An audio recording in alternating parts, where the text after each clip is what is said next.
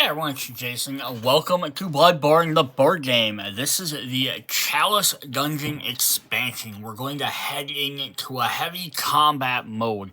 This is in two alternative ways to play the game. So if you play the core game, you have 4 different campaigns to play through, each with 3 different chapters. So like 12 different games with, various repeating stories and split, different missions. You might want to play them repeatedly to find everything. Because you're probably not going to lock everything in one game. And then the expansions are going to add some cool other stuff, more missions and campaigns and stuff like that. This actually adds 2 different types of game modes. It adds a competitive, basically brawler type mode. Gets rid of the storyline part and the missions, and you're just focusing on defeating and killing stuff. Then eventually hunting down the boss. It's kind of like, if you're just like, hey, I want to hop into the video game and I just want to run around and level up my characters, essentially. You just run around and play fighting things, and I don't want to have to try and solve stories and puzzles and stuff. That's what the Chalice dungeon mode is. Then the other half is Hunter versus Hunter, which is PvP. So that's when you are playing as one Hunter player against another Hunter player, while fighting monsters and stuff as well. So it's kind of cool. So the other 2 things this is going to add to your game if you want to play it outside of those modes is it's going to add 4 brand new hunters to the game. So if you'd like some alternates other than the core set, this is definitely one to pick up. Plus it's going to add a bunch of new enemies and bosses. So we get, 1, 2, 3, 4, 5 new bosses, and 1, 2, 3, 4, 5, 6, 7 new enemies. So whenever you're playing any other game and they have pick random enemies, or if you want to play a random boss to fight, you have a lot more options in here. So it's giving you some cool stuff like that. The thing, of course, it's always going to come up with, if you're playing any of the campaign modes, is you aren't going to have any of the upgrade cards for any of these characters in there, or enemies, because they're not available in there. But the alternative is you can also go the other direction. If you like this mode and you want to play the Chalice Dungeon mode, you can then always add characters from enemies and bosses from any other expansion to this to actually make this more vibrant. You could just play the core, so you could just play these characters in just one other expansion. So here we have in here, it says, the Chalice Dungeon expansion gives players an entirely new way to explore the game. Instead of a campaign, lets players participate in a one-shot hunt. The goal is simple: find and defeat the dungeon boss. Along the way, they must upgrade your hunters as they go. The Chalice Dungeon is heavily focused on combat, featuring new hunters as well as new enemies. Players can also face off against each other tough adversaries, other players in the deadly Hunter versus Hunter mode. Now, there's a couple of caveats we obviously got to talk about in here before we get into the actual video. First of all, it is an expansion. It requires the core game to play. Why does it require the core game if it doesn't have the tiles? Because you're still going to need all your tokens. You're going to need the hunt board. You're going to need your stat decks, all that stuff. So yeah, you might even want to use the enemies and the bosses from that game if you'd like. But you still need all that other stuff in the game as well. Then the other thing is, this has 12 new map tiles, which we're going to look at in a moment. The map tiles, for the purpose of this game, are only meant for this game. The core ones are only meant for the core ones. Obviously, you can't mix these anyhow into the core set, because the core one might require you having certain tiles and stuff, but why can't I use them as my random ones? Typically, the only reason why you can't mix and match these, as far as I can tell, or why you couldn't bring core games in here and match it, is aesthetics. Because the core box set all have tiles that kind of look like the outdoors. You're walking around the streets and the alleys of Old Yharnam. This one, you're actually in a dungeon. So it's obviously putting a dungeon next to an alley is going to look kind of weird. But if you don't really care about aesthetics, it does give you different tiles to use. Although these don't have any special abilities or anything like that in them. And the title is the same thing like that. Yeah, so we're going to get some cool stuff in here. We have 4 new hunters, which can be exchanged in and out. You can play them in any expansion or any story. You can bring the other ones from other stuff into here as well.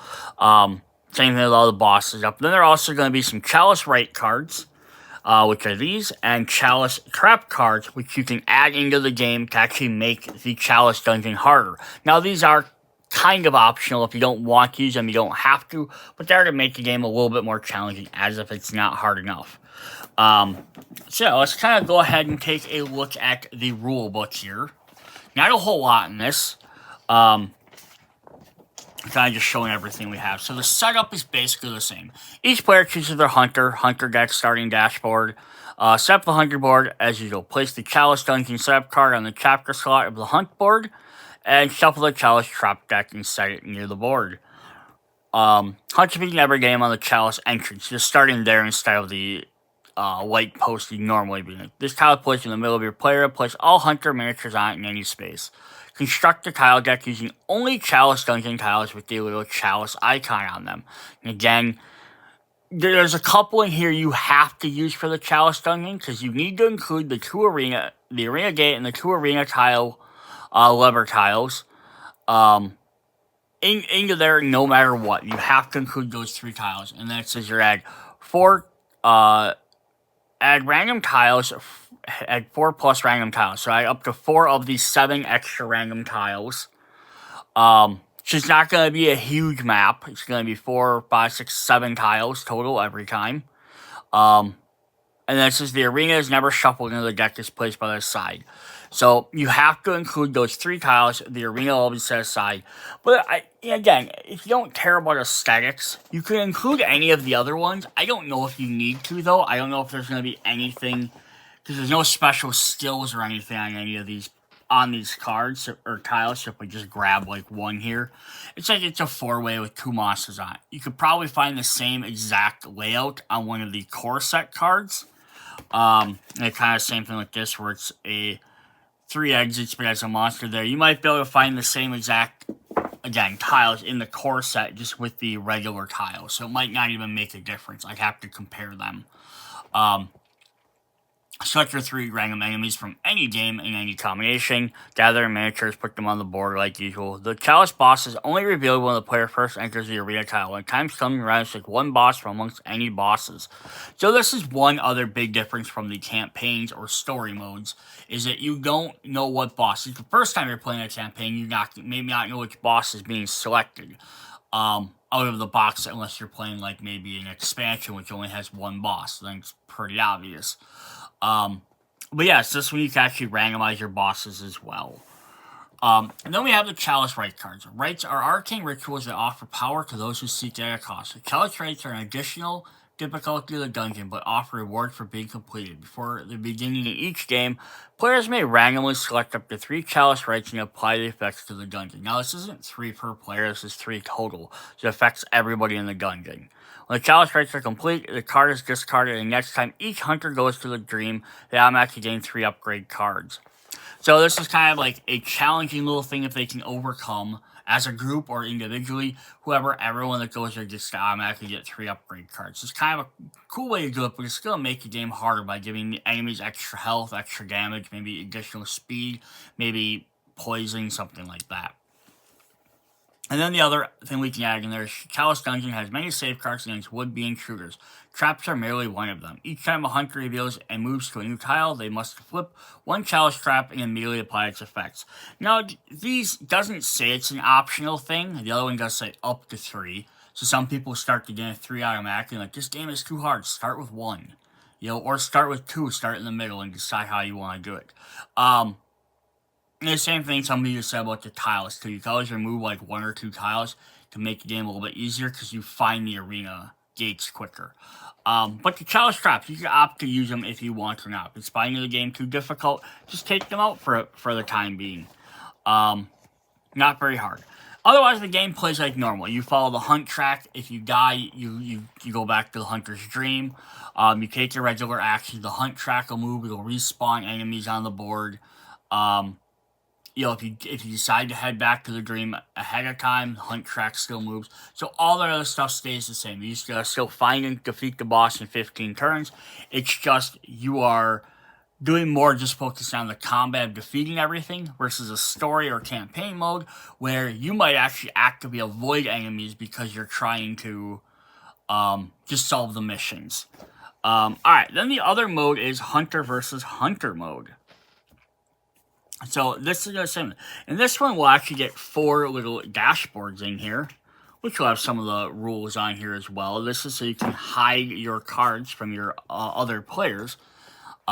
Says Hunter chooses their setup and set up the Hunter dashboard. You will after setting up their starting deck. Each player randomly draws 10 upgrade cards. They may choose 6 of these cards to replace basic stack cards. Each Hunter places 3 insight tokens on their Hunter. Each time a Hunter is slain, they remove 1 insight token. If their last token is removed, they are eliminated. Place the hunt board in view of all players. Unset the upgrade cards and consumable cards. Select 3 enemies from random. It's the same thing. Gather enemies, miniatures, put them on there. There's no boss in this mode. You're just fighting enemies. Select the Chalice Anchors tile and place it there. Construct those 4+ tiles using all Chalice tiles. Once it's done, players take turns drawing tiles from the deck, connecting them to the map until all the tiles have been placed. Populate all the enemies and consumables. Do not place the hunters on the map yet. So this is the one of the 2 big differences of player versus player mode, or hunter versus hunter, is you start with an upgraded deck and you get to and you start and you combine the map, so everything's already discovered. So instead of starting in the middle and slowly going outwards, you're all going to start in different corners or different areas of the map, and you're trying to fight. But you already know what enemies are out there that you have to fight. But you're not worried about the enemies. They're just extra threats in your way. You're trying to actually defeat the other players. So, Hunter vs. Hunter plays differently in the Chalice Dungeon. Hunt track is not utilized. The game ends when all hunters, all but one, have been eliminated. Bosses and setup cards are not utilized. You may use the Chalice rights if you want, but they do not. They just make the game harder, and they cannot be removed or completed, so you can't leave and upgrade stuff. When a hunter spawns, they do not have to use a lamp. They may spawn any space on any tile that is at least 2 tiles away from another hunter. Enemies do not respawn when slain, being permanently removed from the dungeon. At the start of the game, random will select 1 player to start with spawn their first turn. All players will continue clockwise. During a hunter's turn, they may only perform 1 action and then their turn ends. Hunters have access to the recover action. During their turn, they may choose to recover, refilling their hand with 3 cards, and then their turn ends. This is the only way a hunter can refill their hand. They do not draw cards to start the round. Enemies activate as usual after a hunter's turn. So then we also have up here, when a hunter attacks another hunter, both players should utilize their player screen to hide what action they choose. When a hunter is attacked by another hunter, they may choose one of the following. Attack as usual. Place 1 face down card in an empty attack slot. At that speed, they may either move to, transform a weapon, or utilize a firearm. These can all be staggered. All hunter attacks are basic attacks for firearms. Each time a hunter is slain, there's 1 inside token. If the last token is removed, they're eliminated. So, the only thing that's really weird about this entire PvP mode, just for the sake of saying this, is you get 1 action, and one of those actions can be to recover, to refill your hand. Because you're not drawing cards at the end of your turn, you're not refilling it. So, basically it's like, I move, or I attack every turn. Is more. You can also flip your weapon and do that stuff and clear slots and stuff. But then you have to spend your turn doing actions. Granted, there's no time limit to worry about. And I can understand not having, as many actions as you have cards in your hand, because then some guy could get next to you and attack you 3 times and potentially just defeat you right away. So I kind of understand that as well. So I'm not sure how that 1 action is going to work. It seems like the only reason I see this kind of an issue is because it's like, if I'm in a space with an enemy, basically my option is to either move out of that space and have them pursue me, or I attack them, right? And I'm using up my cards. And the thing is, I attack them. Let's say I'm in their space. I attack them. Then their turn, they attack me right back, right? And now in the next turn, how do you get near to another player? Because another player is not going to move into your spot, because if they move into your space, they can't attack you. So basically, every time you move into a space with a new enemy, or you move into a space with a hunter, they get a free attack on you, is what's happening, right? So I take my action, I move on to a space with an enemy, I can't do anything else. Now it's their turn, they attack me. And then I have to wait around to my turn, then I can attack them again. I move into a space with another hunter because I want to start fighting them. I can't do anything. On their turn, they have 2 actions to do, basically. Either they can attack me and they get a free attack on me, or they can run away from me. But if they step 1 space away, right, well then my next turn, what am I doing? I'm moving 1 space towards them. Then they, again, either free action against me or they can move again. And you're kind of just, I almost feel like you almost need 2 actions, right? Or your action needs to be like, you can move and attack. Like, essentially the same thing. You can either move twice or you could move and attack. That should be like 2 actions. Because that way you can move into a space with someone and attack them yet. And then, like, if I move into a space with a hunter, right? And then I attack them, great. They're still getting to attack me back, right? So I get that. I understand that every time you're in a space, it's not just, oh, they get a free hit on me. They get to do it in an action. You get to attack them back. So I do understand that. But you don't have to, is the thing, right? So if I move into their space, and then if I had 2 actions, I could choose to attack them, and then they have to either block me with maybe a dodge or something like that, or a faster attack to me and stagger me to keep me from hitting them. But yeah, right now I was getting an attack on them, and then they can hit me back too, right? But then on their turn, now they still have them 2 options, either attacking me or moving, and if they decide to attack me, I can potentially do damage back to them or dodge it, or they can try and move away from me, right? And if they had 2 move options, they could probably get a little bit of ways away from me. Like, hey, maybe I need to get a couple spaces away so that I can recover. Yeah, otherwise if you stop and if the guy moves into your space, one action, I move into their space. Their actions are, if they don't have it, their slots are filled, right? Like, right, I can't attack them, right, because I moved into space. But their slots are filled so they can't attack me. They have to spend their turn recovering. So that means now they're waiting to my turn to attack. And it's I don't know, it just seems weird. It seems like you should have had an extra action. I do get with the whole back and forth attacking thing. You still always get to potentially do stuff. But sometimes I feel like you're just going to be wasting 1 turn just recovering after, like, two actions, because, like, if I attack them and then they attack me, basically your next turn you have to recover. So it's like I had 1 turn to attack, and then I defended against their attack, whether it's an enemy or another hunter, and then now I have to spend a turn recovering, otherwise my 2 slots are done, or I have to transform my weapon to clear my slots, but I have to recover eventually to get my cards back too. So it's like, I don't know, it's a weird mechanic. Maybe it works. People said the PvP isn't that as fun. Even artists already have some odd issues with it, but anywho, so that's enough me kind of complaining about that. So we do have some reminders on here how to do all this. I guess it does say at that speed you can move to transform. So I guess technically if they do attack you, you have the option to move. If you play a faster card, you could get out of their way. So I guess technically they do have a way around that stuff that I wasn't really thinking about. But let's go ahead and take a look at our tiles first, and then we'll take a look at all our characters and stuff. Alright, for our tiles, they're going to have the exact same back. This is, again, why I don't understand some of the thought processing here, right? If you're going to make them have to be separate tiles, give them a different back, right?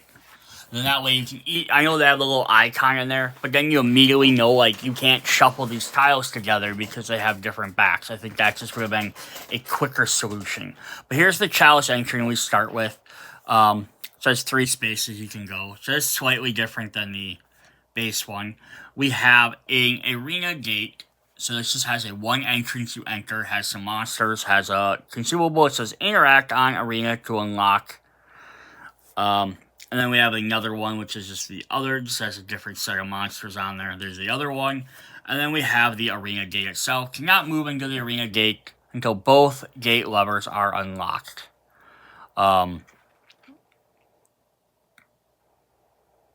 So not move into the arena until both gate levers are locked. So here's the arena gate up here. So you can move through this tile and walk around once you find it. You just can't enter to the top until you trigger both levels. So you're cooperatively running through the Chalice dungeon, trying to find them levers to open up the door. Then we activate the arena, which is basically just the giant boss fight. Boss comes in, there's 3 areas on there. I don't know if that's going to make any difference for some bosses or not, that there's multiple spaces. Then we just have the 1, 2, 3, 4, 5, 6, 7 regular tiles that get mixed in, and you only pick 4 of them. So you're going to see lots. That's why I wish we could have mixed with any tiles, just because it would have given you a lot more variety. But yeah, it's just like up and down exits with a couple of the things. There's another one. No special effects on here, or special things. There's that one. We have the 4-cross one. A 3-room. And another 4-cross one. So, very simple tiles. Again, they might more or less mirror lots of the other basic general tiles. Although I think some of the other ones do have, like, because obviously you don't want to have the dead ends, like with some of the like houses and churches and stuff like that. They're in the core set, but you could even just be like, take out any name tile, right, and play with any of the other basic ones. But again, I'll maybe do a video where I compare all the tiles at some point, but that'll be a later video. Alright, let's take a look at our hunters. We're going to start with the Beast Claws. This guy has giant beastly claws he gets to use. Let's take a look at his miniature there. He's got like the one that's like a claw that he's holding, but the other one then he has a deformity.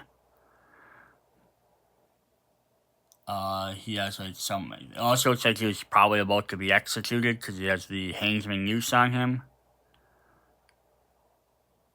Yeah, he's definitely like possessed with some sort of parasite. You can see in the colored picture there. So the Beast Claw says, on attack, if you have 3 or less HP, this attack gains +1 speed and 1 health. So this is really fun about getting these additional characters, because we're going to get some, like, lots of the main attacks are probably going to stay roughly the same, like, quicks, your yellow quick ones, fast ones usually do 1 damage, your mediums usually do 2, your red usually do 3. But yeah, the special abilities are going to be very different. So like this guy, hey, if he gets weakened, he's going to be a little bit stronger. If we flip him over to the other side, he has just a single claw, which he can pop out his other one. It says quick slash, and heavy carve, so the exact same things as the other one. So you can see on the bottom, it has the same stats, but it says on a kill, heal 2, and move 2. So yeah, it's kind of neat. So if like he's starting to die, he can kill something and heal back up. If he takes damage, he can do more damage. So he might be willing to take a little bit of extra damage, which makes him a little bit different character. Then he has his pistol, so he has the generic hunter or the standard hunter pistol. When enemy makes a basic attack, automatically stagger that enemy. And then on the other side says discard 1 card to refresh. And now it does have the Chalice symbol on there as well, just to probably make sure you know which hunter this goes with. Not a big deal. Alright, then we have the Chickage. But hey, we get another female character, which is always fun to get. So she has a like rapier type sword and her hunter pistol. Like, she kind of looks like a pirate. And very distinct designs in all these characters. Again, like, that's something I love, that they just show up all the different outfits. So hers has a quick cut, a slash, and a slash. So it says, when you dodge, heal 1 and deal 1 damage to an enemy in your space. So she wants to be able to dodge around. So this is fun. If you like dodging characters, this might be the character for you. On the flip side, her sword turns into like a crimson blade, which has quick cut, slash, and slash. The exact same speed and attacks on those. But it says, on attack, you may suffer 1 damage to gain 1 speed or plus 1 damage.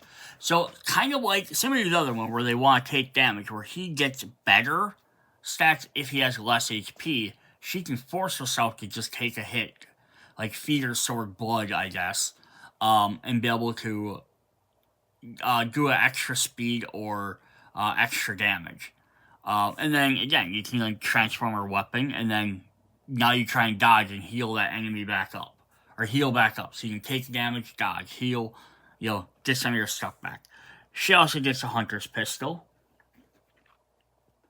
Kind of boring, I know. I wish they all had different weapons. I think it'd make the game more interesting. And then I'm just getting discard to refresh. Our third hunter is the rifle spear.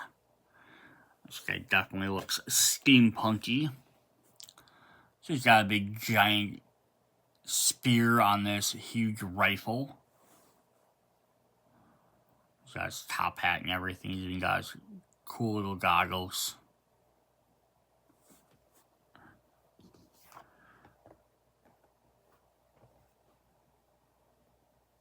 So the hunter's rifle, or rifle spear, says slash, slash, and impale. So he doesn't get any quick speeds ones on here, but he does get some more other damage. It says attack deal +1 damage for each move action taken this round.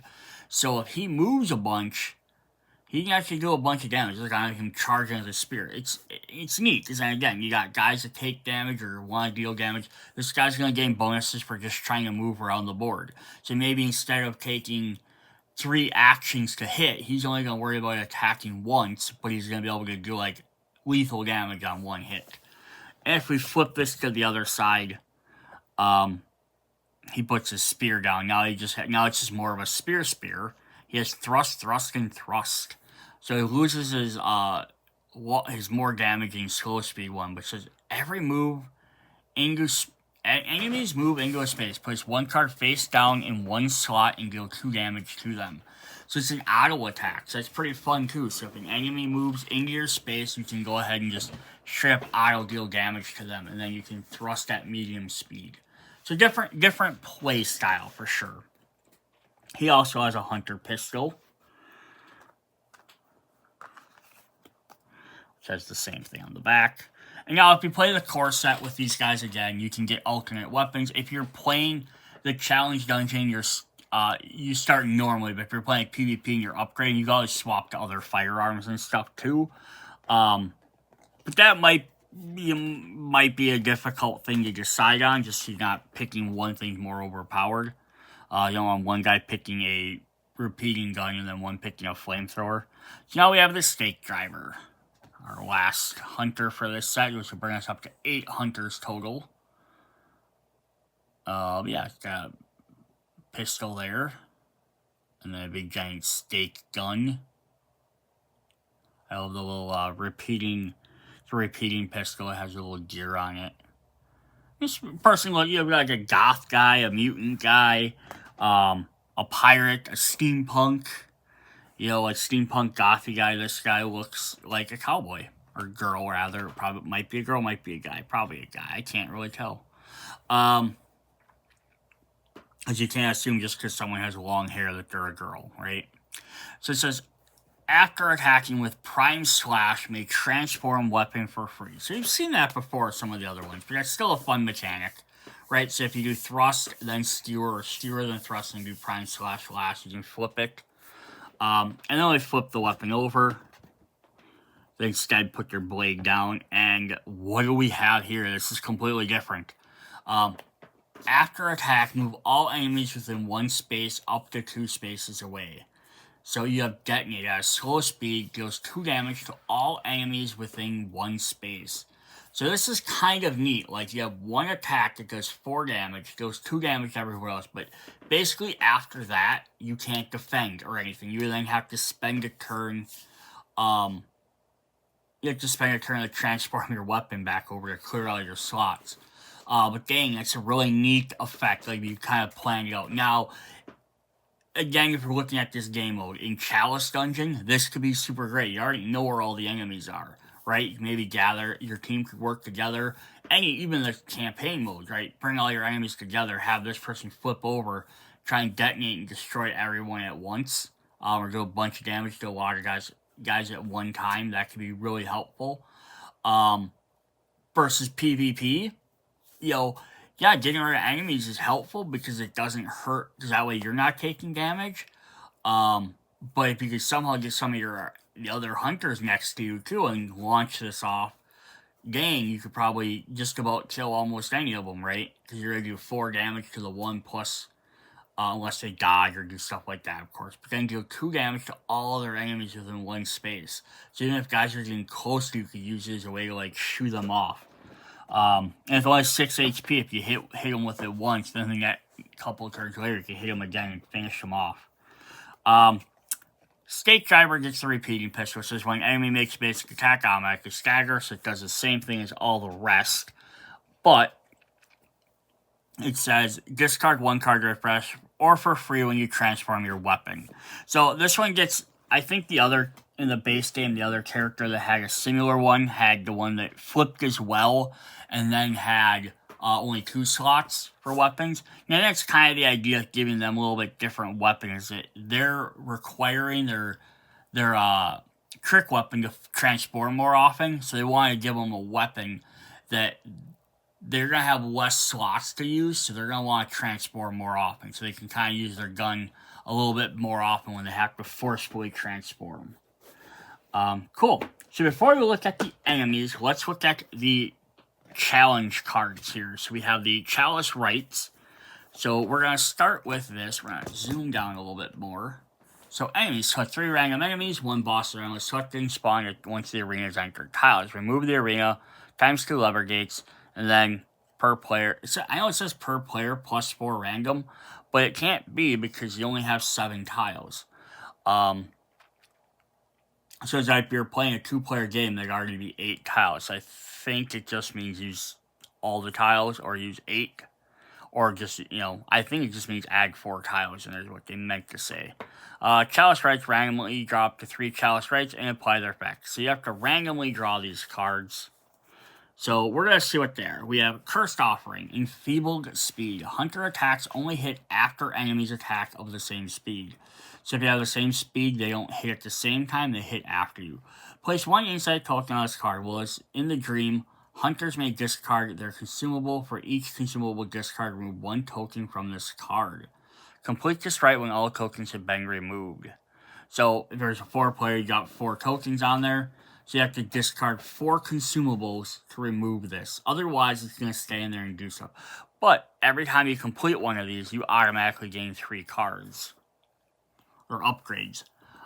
That's for all players. Since everybody gets this. It's not like each person has to collect 3 blood echoes. We have Cursed Offering, Enfeebled Stamina. Choose 1 attack slot and mark with an insight token. Select a new slot when you transform your weapon. The slot cannot be used to dodge or any stat card played into it loses their effect. So you can still attack with it. You just don't gain the bonus where you can play it for an attack. You just don't gain any of the bonuses, and you cannot dodge. The same thing here. Hunters may discard their consumables. For each consumable discard, remove 1 card. Cursed Offering, Enfeebled Health. Hunters have maximum of -1 HP. So very simple there. We have Rotting Offerings. So there's three different types of rottings. You could always pick 1 from each group too if you wanted to. Wandering Beast possessed soul. When the arena gate tile is revealed, spawn the beast possessed soul on its lamp space. It is not removed after red and keeps all its health. It moves 2 when activating or pursuing at the end of each round. It makes 1 special bonus activation, moving 2 towards the nearest hunter and the lowest HP attacking it. So you have to take that. So someone's an extra hard monster to fight. Sinister Resonate Bell. The bell ringer is automatically placed on the purple slot of the hunter board. +1 insight token on this card. Each time a bell ringer is slain, move 1 token. Bell ringer activates within 2 tiles of the hunter instead of the usual 1. Well, within 2 spaces of a bell ringer, other enemies block 1 from all sources. And then invading hunters. When the arena gate lever is revealed, spawn 1 random NPC enemy, represented by their token, on the purple space of that tile instead of the usual enemy. Is not removed but heals all health. by slaying both enemy. Does it have 2 on the arena gate?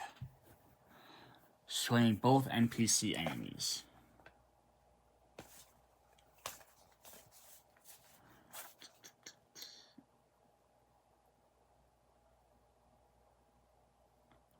Oh, on the arena gate lever. So each lever has 1 enemy each. Gotcha. I was thinking just the arena gate. Then we had feted offerings. Empowered enemies. Purple enemies or hang enemies gain 1 HP. The bosses gain 1 per player instead. Place an insight token on this card. Each time a purple enemy is slain, remove 1 token. This one has all the red enemies and bosses gain 1 extra speed. And the other one has the yellow ones and bosses deal plus 1 health. Get 1 health. So that's kind of neat, because again, it's always changed depending on who it is, and where you place them randomly on the tiles. So it's kind of a neat thing. And now you could play 1 from each different offering, or you could play with all 3 of these, and all 3 guys get stuff, or you could play 1 with extra spawning guys, or you could just play 1 with detrimental stuff to yourself. Depending on how you want to do it, you play just 1 total. So yeah, it's a very neat idea. Alright, then we have the Chalice traps, which will pop up. So we have 1. So you have ambusher, spawn and activate. So every time you reveal a new tile, so it's to draw 1 of these. So spawn and activate 1 purple enemy in that hunter space. Activate a red one, or activate a yellow one. So those are those ones. We have 3 arrow traps, which a hunter must immediately dodge a medium speed or suffer 2 damage. 2 empowered traps, which are permanent. Place 1 insight token on this tile. Enemies deal plus 1 damage while on this tile. We have 2 guillotines, which is place 1 insight token on the space. Hunters enter in space must dodge 1 or suffer 3. And then we have 10 nothings. So there's always a chance that nothing will happen. So it's kind of neat to have that. And again, if you want to make a game more challenging, take some of the nothings out. Take out all the nothings, and something always happens. You have just those different options you can do there. So before I hop into the enemies, the last thing I just want to kind of talk about quick is one thing I think this game I would have liked in here is I would have liked to have some different upgrade cards added into the game. Maybe some different consumables added into the game. Maybe like a couple of different guns. Firearms would have been cool. Just for the fact of I'm playing this, it'd be neat to have different rewards added in that then you could add into the other games. I think that would have made this a little bit more exciting. Yes, having the new mode, having all the new enemies is fun. It didn't really need to be like a ton. Like even the guns, it could have been like here's 2 extra cool new firearms that then you could swap your different characters into, or even if they're 2 of the other ones from the core set, right? Even if it's like hey another flamethrower one or another grappling one or whatever. Just that way, like, hey, now we have 8 different characters, right? We can swap them. Like, some of us might have everyone always having the pistol, and then one person have this special weapon. One of this 2 of you could have the same special weapon. That'd been kind of cool. Same idea with some of the consumables, like, right? Most of the consumables, there's 2 copies of each. Would have been neat, just another full set of one copy each or something, or 2 copies each. Or maybe like 5 new items. Maybe they're like special rare 1 items. Just something interesting, like to play and level up your characters. Alright, let's take a look at the enemies and then we'll take a look at the bosses.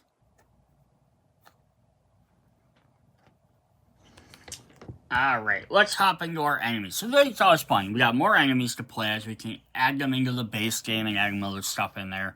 We have Labyrinth Rat. So what would a dungeon be without some rats running around? These things are definitely creepy and gross looking.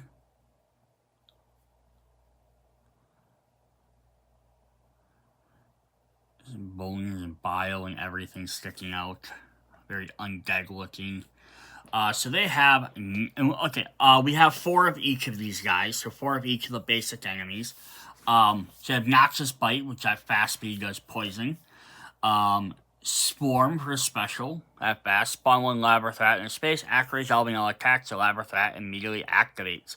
And then Overwhelm. Hunters suffer 1 damage for each Labyrinth Rat within 1 space. Flip another enemy action. On their flip side, they keep Noxious Bite, but they gain Toxic Miasma. I hate that word. Medium speed for 3 damage. Stagger. Poison Hunters attacks suffer -1 speed and 1 health. And then surprise, when you spawn a Labyrinth Rat in this space. So they're going to keep able to spawn more and more rats. I kind of wish they could give us more than 4 miniatures for that. So you can have a crazy amount, but that's just what it is. Alright, then we have some rabid dogs. Again, some gross creatures running around.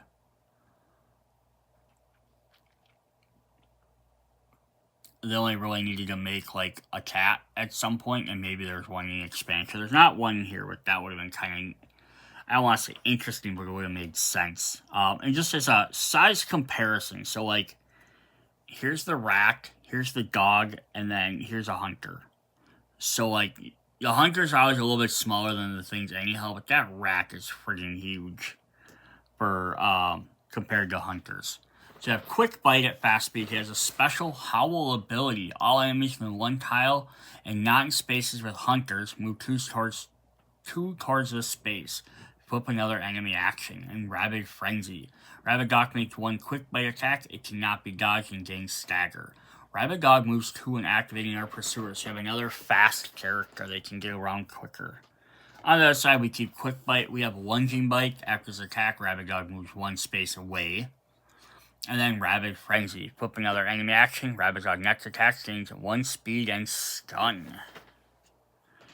If that dog wasn't enough, let's get a hunting dog instead.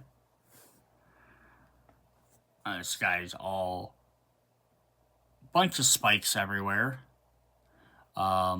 He's literally carrying a blade in his mouth. He has claws on his strapped to his hands. Like, someone built this guy ready to fight you. Which is pretty darn crazy. So we have Vicious Bite, medium speed, Mauling, that's slow speed for 4 with stun and pounce. Flip another enemy action. Hunting Dog's next action gauge +1 speed and cannot be dodged. It also gets 2 movement.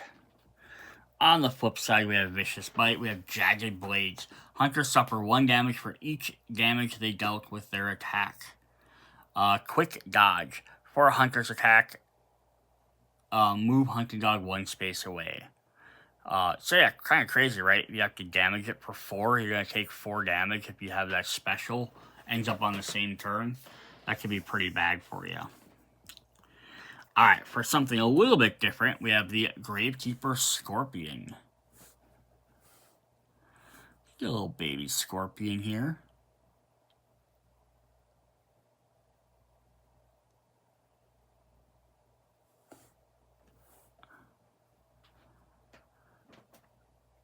Alright, so it has basic pincers, or poison pincers. Poison and hunters attack deal -1 damage. Rapid Sting does poison if hunters already poisoned, does +1 damage and stagger. And then Explode. Gravekeeper Scorpion makes 1 poison pincer attack. If Gravekeeper Scorpion is slain by the hunter's attack, the hunter must dodge 2 or suffer 2 damage and poison. That's fun. Like, you destroy them and they explode. I like that. So Poison Pincher stays the same, Explode on the bottom stays the same, but it gains Paralyzing Toxin in the middle. Poison, Hunter's already poisoned, this attack gains stun and cannot be dodged. Cool. Now I like it, there's the Frenzy ability, which kind of like makes you suffer, having a discard, like you can't really control or act how you want. And then Poison steals a little bit more damage. I almost wish they also had like a burn effect or a freeze effect at some point. And maybe they might in the expansions, but they weren't included in the base game. They haven't been mentioned that I've seen anywhere. But it's like, it'd be kind of neat to have some of them other things like freeze might like prevent you from moving at the end of your turn, which I guess kind of stun and stuff somewhat do that. So maybe not that, but burn would have been kind of neat, even if it worked kind of like poison, where you take damage for being burnt. But then you can have other things again compile upon that, much like poison. Even if it was the exact same effect as poison, just some enemies just set you on fire, or bleed damage would have been the same idea. If they had a bleed token, hey, this does bleed, but now this guy does more things if you're bleeding, or this does more if you're burnt. And that would be the same thing as poison. It could have had the exact same effect, worked the exact same way, just mechanically it's the same, but like, reading it would be different, which would be kind of neat. But that's just my thought on that. Then we have a very unique enemy here. We have the Bell Ringer. So we get this crazy lady. She is carrying a dagger. She has her bell. So this is an enemy these harder games decided they really want to have in there. I've seen this in other hard games like Blasphemy and stuff as well. But she has basic, she has all abilities. She has no attacks on here. She has Chime Summon. Spawn one non-Bellringer enemy on this space in order of availability. Yellow, red to purple. Special, Empower. After hunters attack one other enemy within 3 spaces, moves into this space and makes one basic attack at 1 speed and 1 damage, and rapid summon. Use Chime Summon, then Empower, then targeting the spawned enemy. So yeah, you just summon someone, then bring them right to your space, and then you get to attack. Or they do stuff. Yeah, it's crazy. On the other side, we have Chime Summon. Again, so you can bring a guy with a Beckon. All enemies within 2 tiles move 3 spaces towards the nearest hunter. Frenzied Rush. Use Beckon. After all enemies move, all hunters within 2 spaces must dodge it. So speed or suffer 1 damage for each enemy in their space. So it's kind of a neat idea. Like, right, you have this person that's not really in themselves damaging you, so you're not worried about them, but they're going to make everyone else and bring more guys in and cause more issues. Yes, other games have had this too. I've been like 7 Days to Die, which is a zombie video game. They have screamers, which are the same idea. They come out and then they start screaming and they spawn more guys. So if you don't take them out immediately, they're going to be a giant threat. Zombicide has some abominations are like this too. If you don't get rid of them, they're going to keep spawning more guys every turn. It's just pretty a fun, interesting new card. We have Keepers of the Old Lords. The big pointy-hatted guys.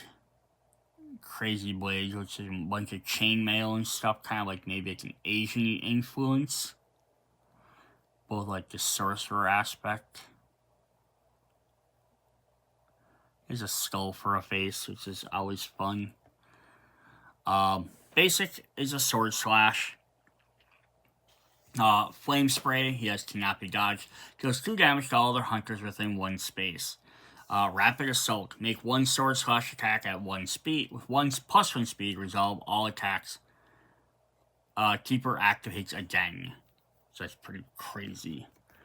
And then we have the other side, Sword Slash, Flame Counter, Stagger, deal plus 1 damage for each speed faster than the hunter's attack, and Explosion. After the hunter's attack, unless Keeper is slain, all hunters in 1 space suffer 3 damage. So that's kind of neat. Doesn't kill himself though, unfortunately. Alright, then our last basic enemy, and kind of basic, is we have the Fluorescent Flower.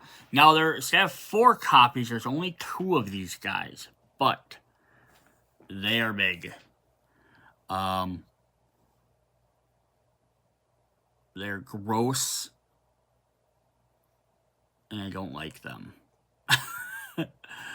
But yes, right here are them compared to a hunter. So this thing is going to try and eat them, of course. But we gotta watch their tail and stuff because they're a little bit fun. But yeah, we only get 2 of these guys though, but they're also 5 health. They're not going to summon as often, probably. I think the only issue to end up with that would be PvP, where you summon as many as you can. You just might not be able to summon all of them. Basic, we have Tendrils. Medium speed for 3 damage. Enemy activation. Instead of making this attack, they use Wide Spray ability instead. So if it's their turn, they use a different attack. Special, Poison Spew. They do 4 damage and poison, cannot be staggered. And wide spray. The fluorescent flower makes 1 poison spew attack. All other hunters within 1 space must dodge for 2 or suffer 2 damage and poison. On the flip side, we have basic tendrils, stay there. Except it says instead use the quickening orbs. You can use its last attack. So seeking orbs says after a hunter attacks, unless the hunter's attack staggered or it was swaying, all hunters within 3 spaces suffer 5 damage. They may block for 2 for each speed of dodge. And then quickened orbs. 4 hunters attack. All hunters within 3 spaces suffer 5 damage. They may dodge to block 2 for each speed of the dodge. So again, it's kind of like the bell ringer. They're sort of fun when they have a different mechanic. It's not generally just run up and attack. The bell ringer is just something. This gets to have like some wide range attacks, which is really cool. Yeah, just even some of the other neat ones here. This guy gets some multi attack. It's just fun. Scorpion just has a crap ton of poison. He does extra damage for more poison. The hunting dog likes to dodge away, which is kind of cool. Yeah, the rat just to keep spawning more rats, which is fun. So yeah, some different other mechanics there. Alright, then we have our bosses. So we have, I did not separate out their cards like I should have. We have Possessed Beast Soul. So he's our first boss we're going to come up against. So there's side 1. There's phase 2, its second health bar. And then, of course, we'll have our 10 cards for them. So here's this little guy. Like gothic looking dude.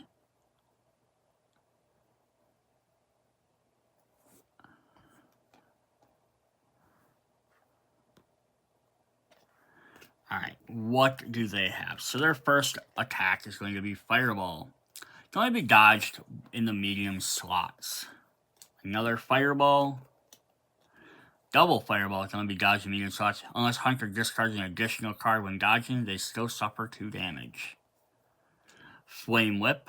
Stun targets all hunters in this space. And their last one for phase 1 is Burning Aura.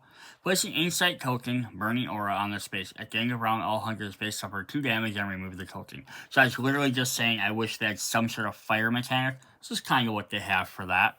Very interesting. It kind of makes even better sense than poison. Instead of setting them person on fire, you set the area on fire. And then basically they're going to keep taking damage unless they get rid of that. So for phase 2, we have another Fireball.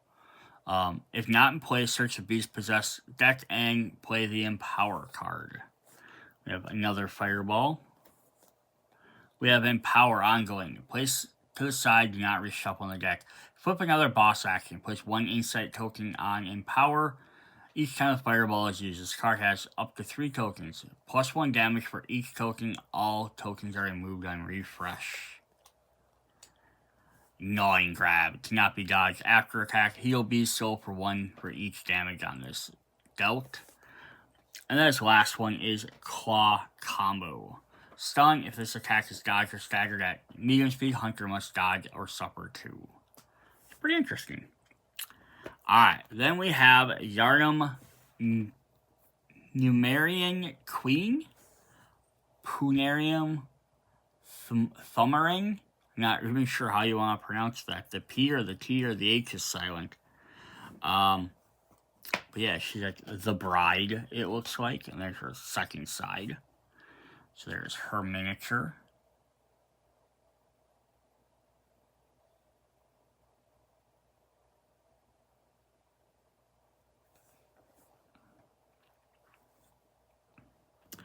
And then we'll jump into her cards. So phase 1, we have Blood Spears, which just does damage.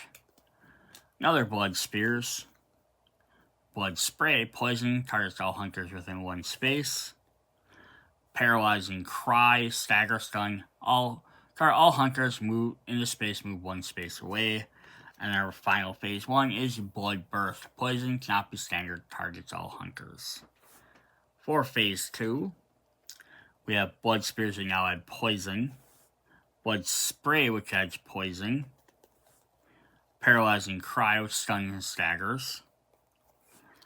Telekinesis, does 6 and cannot be dodged. So if she hits you with this, you're dead unless you can either kill her first before it triggers, or you'd have to block it. And their last one is Apparition, which is ongoing. Place 2 inside tokens, Apparition on Yharnam. Each time she is attacked, flip a normal enemy action. If his ability or basic, remove 1 inside token and cancel all damage from the hunter's attack. If special, remove all inside tokens and discard this card. So that's kind of cool. So basically she's doing is creating like phantom versions of herself. So that's really neat. She can kind of split out herself and you don't know which one you're attacking unless you draw one of the special cards. So you have a 50-50 chance, little less than 50 chance to get it. Cause that's kind of a neat effect as well. Like something like that's pretty cool. Alright, then we have the Undead Giant, who has a bunch of health. So here is our Undead Giant. It's got some sewing together body parts, some big meat cleavers and hooks. He's got a spiggly inside there. Some tangles growing out the back. Is that a rock or a skull on his back? I'm not even sure. So kind of showing off him size-wise. He's a giant, of course. So what does our giant do against us? For phase 1. Blade Slash. If dodge, the hunter's attacks deal +1 damage. Same thing. Kick, stun, cannot be standing, move hunter 1 space away. Recovery, Undead Giant heals 1 per player unless the hunter attacks staggers. And then we have Spinning Slice. Stun, targets all hunters in a space. Shuffle Undead Giant's boss action deck. For phase 2, we have Blade Slash. If dodge, hunter deals +1 damage. Counter Spin, ongoing. Each time Undead Giant is attacked, after resolving all attacks, flip a normal enemy action. If the ability or special, all hunters in a space suffer 1 damage unless they dodge. Walking Thrust, cannot be staggered. If dodge, hunter's attack deals +1 damage. Dang, that's definitely going to kill you as well. Recovery, heals unless the hunters stagger. And Roaring Slam. Cannot be staggered, target all hunters. If dodge, deal that. So it's not really a terrible one. He's going to deal a lot of damage if he hits you, much like the core game giant. If he hits you, it's going to hurt. But if you can dodge it, you have good opportunities to attack him back. Alright, our next one is we have the Thumerian Descendant. So this guy that's screaming at you. He's got 2 big giant hooked blades. It's a frilled cape. A very weird posture, though, I have to say. Alright, so what do we have for them? They have a Sickle Slice. Another Sickle Slice. A Sickle Parry. Says Stagger. Boomerang Sickle.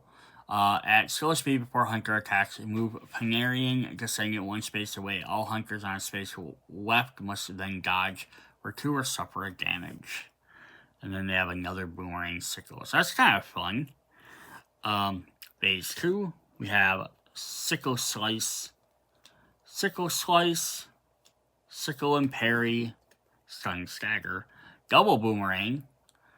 For hunter attacks, move 1 space away. Hunters must left dodge 2 or suffer 2 damage. And then Aerial Cleave. At medium speed before hunter attacks, move Thumerian Descendant 1 space away. After resolving a slow Any slow hunter attacks, move them back into the space and resolve this attack against all hunters in that space. Oh, interesting. So it's like him jumping in the air, right? That's the idea of him. Kind of thing. He jumps up and he dodges all your attacks, and then he comes back down and he still gets to hit you. That's fun. That's a fun ability. Nice. Again, he doesn't seem too terribly hard, but I think that's kind of neat as well. You'll just want to be like, oh, here's an expansion, here's just harder and harder and harder bosses. It's not a bad thing to make other easy bosses, so you're like, hey, I really want to play and have, an easier boss to fight, some of the maybe less things going on, whatever. Not saying they're like stupid easy, but like a little bit simpler, less stuff going on. Half his cards are kind of blank. But now you can play that guy or the core game boss, and you have some different options. You don't always have to play the core game boss. Alright, our last boss is Watchdog of the Old Lords. And this guy is pretty big. And weird.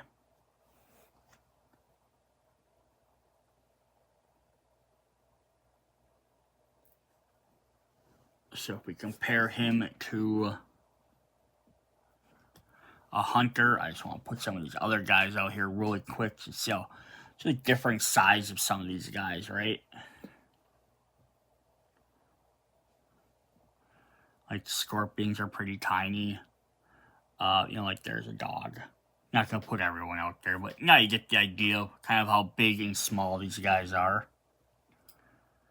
Scooch everyone off, and we'll look at his cards for the end of the video.